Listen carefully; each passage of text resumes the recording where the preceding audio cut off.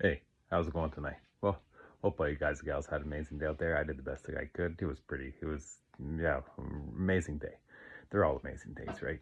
Anyway, yeah, it's just interesting, you see a lot of these videos.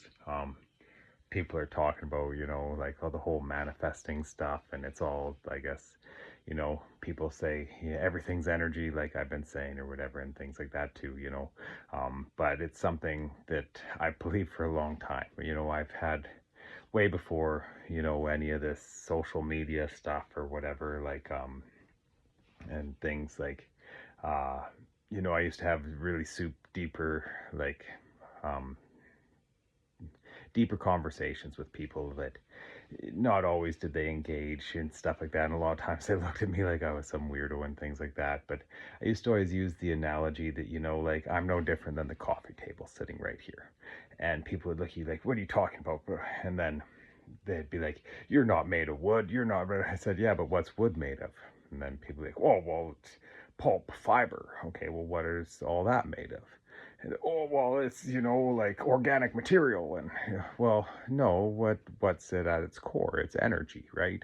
There's like potential energy, there's things like that. Like, um, you light the table on fire, it makes heat, right? That's another form of energy, but it's still coming out of that wood.